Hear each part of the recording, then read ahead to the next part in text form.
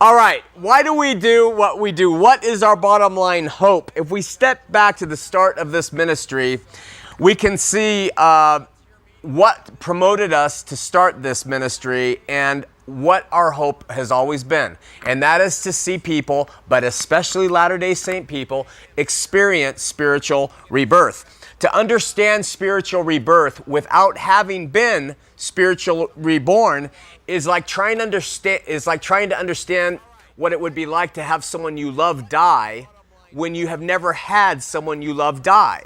You can kind of get an idea, people can explain it to you, but you really don't know what spiritual rebirth is like until you have experienced it. Okay, well, because of this, people often ask, well, what happens when you're spiritually reborn? Or how can I tell if I am? Often LDS people, because they have not experienced spiritual rebirth, they make comments like, I am born again because I'm LDS. Or they misinterpret spiritual rebirth and they reclassify it, saying things like, I obey the commandments. That's how I can tell I'm spiritually reborn. Or I feel good inside about my life and my family or my husband or my children or about the direction of my life. And they equate that to spiritual rebirth. I recently read an article, and in that article there was a quote that perhaps best describes what occurs in the life of a person when they experience spiritual regeneration. It was from the French mathematician, philosopher, and thinker Blaise Pascal, who spent much of his adult life defending the idea that there is a God through logic and reason and just sound logic. And he came up with something that's known as Pascal's wager. Most Christians are familiar with that, and Pascal's wager basically says something like this: your bet is far better to bet that there is a God than to believe that there's not. That's a real summary of Pascal's wager. But anyway, he had a very logical way of approaching God as he grew older. Well, after he died, they found a note that he hand wrote in, and it was sewn into one of his winter coats. And the parchment describes what happens when the belief or the logical knowledge of God goes from the head to the heart.